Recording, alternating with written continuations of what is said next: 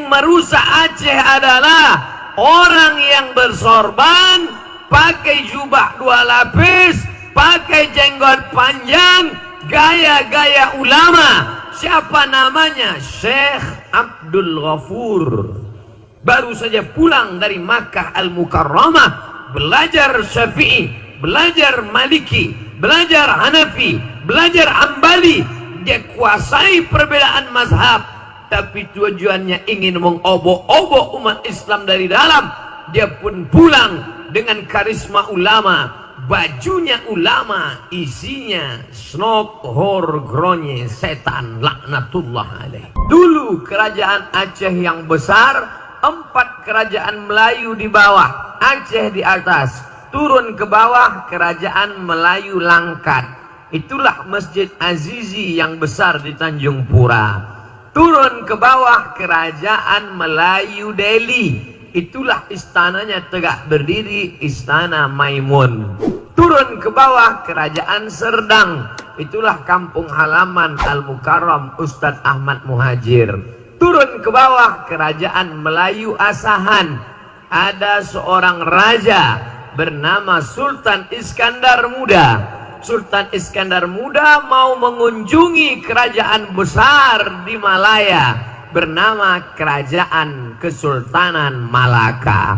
Sebelum sampai ke Malaka, dia singgah di sebuah tanjung.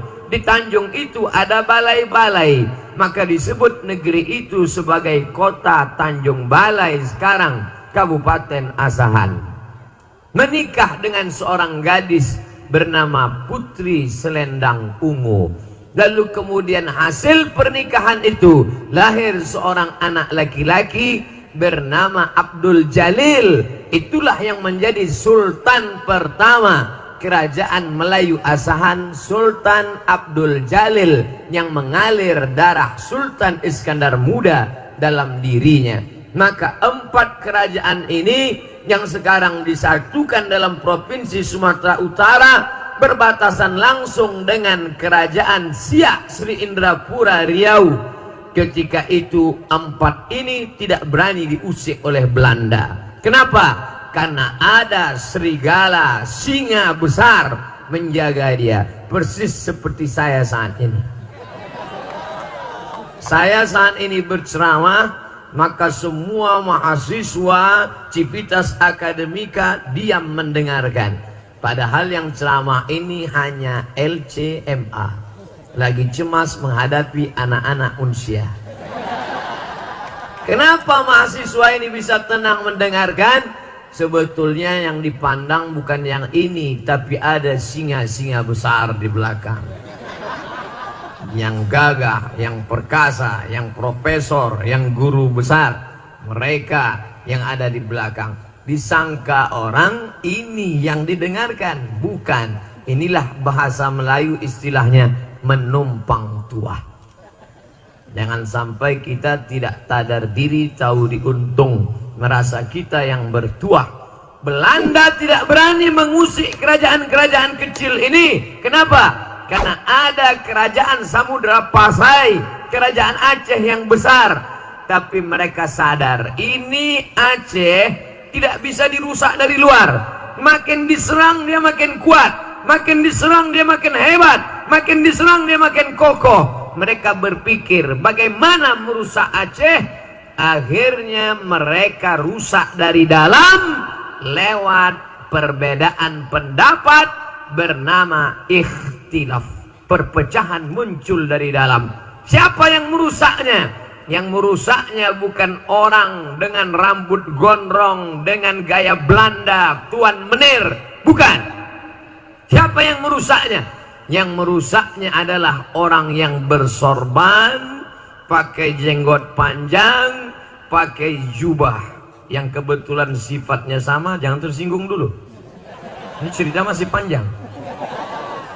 Yang merusak Aceh adalah orang yang bersorban, pakai jubah 2 lapis, pakai jenggot panjang, gaya-gaya ulama. Siapa namanya? Syekh Abdul Ghafur.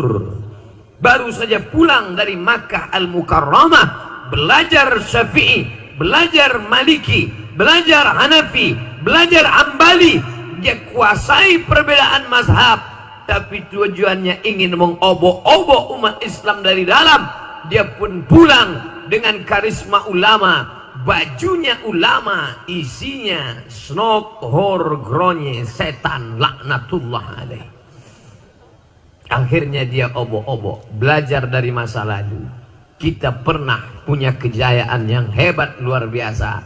Dunia ini isinya itu-itu saja. Sejarah berulang, musim berganti, tapi dunia tak pernah berubah. Dulu namanya snok horgronye, munafik kafir, dia robah namanya menjadi Abdul Ghafur. Pura-pura dia masuk Islam, tinggal 6 bulan di Makkah. Didekatinya ulama Nusantara yang kebetulan hebat waktu itu, menjadi ahli hadis, ahli tafsir di Makkah. Laki-laki itu bernama Syekh Muhammad Nawawi Al-Bantani. Al-Bantani sudah jadi provinsi Banten. Satu lagi ulama besar menjadi imam Masjidil Haram, Syekh Ahmad Khatib Al-Minkabawi. Al-Minkabawi suku besar Minangkabau. Bukan sekedar rumah makan sederhana, tapi juga bumi Minangkabau yang melahirkan ulama. Maka hari ini kita sedang seperti yang tertulis di beliau belakang, melalui silaturahim kita tingkatkan ukhuwah kebangsaan. Orang Banten pernah besar, orang Minangkabau pernah besar. Aceh jangan tanya lagi tentang kebesarannya. Yang menulis kebesarannya siapa? Saya dengan mata kepala saya sendiri melihat di perpustakaan tempat saya kuliah, Darul Hadis di Rabat, Maroko. Lalu saya buka buku itu, ditulis oleh seorang laki-laki explorer dunia, keliling dunia dia. Sebelum dia pergi ke Aceh, dia umroh dulu di Makkah. Tawaf, sa'i, tahallul, dia langkahkan kaki dari Masjidil Haram. Bismillah, tawakkaltu 'ala Allah, la haula wala quwata illa billah. Dia lanjutkan perjalanan. Dia pun bercerita dalam buku itu, aku sampai ke sebuah negeri bernama Sumatra. Dia tulis di situ, Sumatra. Di pucuknya aku turun, aku lihat rajanya menghormati ulama. Ulama-ulama diberikan naik kuda dan gajah. Kuda dan gajah waktu itu mungkin sekarang Alphard lah. Bukan maksudnya ulama mau dikasih mobil dinas, enggak, sikit pun tidak ada. Jangan tersinggung. Kadang penguasa ini kalau kita ngomong ini dia tersinggung. Ya kalau mau dikasih ya nggak apa-apa. Aku melihat ulama dan rajanya akrab. Mereka berjubah warna baju dan putih. Apa nama bukunya? Kalau tidak percaya, sudah diterjemahkan ke bahasa Indonesia yang tidak bahasa Arab. Bukunya berjudul Rihlah Ibni Battutah. Makamnya masih ada sekarang di Maroko. Makanya nama saya buat di internet Somad Maroko. Banyak orang nanya, kenapa Ustadz buat Somad Maroko? Kenapa tidak Somad saja? Pengalaman pernah saya tulis di Google Somad, keluar sinetron Bang Somad. Maka saya buat Somad Maroko. Karena saya pernah kuliah di sana. Dan yang paling banyak di antara 30 sekian provinsi di Indonesia, di antara anak-anak bangsa yang paling banyak kuliah di Maroko adalah anak Aceh. Tapi terus terang, saya sama anak Aceh dulu waktu di Maroko kurang suka lah, kurang senang. Kenapa? Mereka duitnya banyak. Beasiswa dari APBD. Itulah. Maka saya tinggal di asrama, kurang suka. Sampai sekarang alhamdulillah.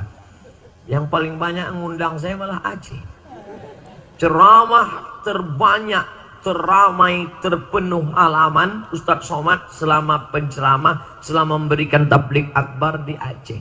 Kapan itu? Acara mengenang tsunami bulan 12 kemarin. Setiap saya pergi, Tapi ditanya orang, Ustadz Somad, ya kemarin kami tengok acara live internet Ustadz yang paling ramai di Banda Aceh ya. Ya. Berapa itu Ustadz? Saya nggak ngitung, saya bilang. Tapi ramai luar biasa. Itulah ceramah internasional. 2 bulan yang lalu saya ke Brunei Darussalam, jumpa masyarakat di sana. Ustadz masih ingat dengan saya? Di mana kita ketemu? Waktu acara malam di Aceh. Oh iya. Masya Allah, iya Pak, ingat. Bapak Ibu yang dimuliakan Allah Subhanahu wa Ta'ala, ini kebanggaan. Selama di Aceh ini udah saya hitung-hitung dapat rencong lebih 10. Rencong di kanan, keris di kiri, dompet hilang juga.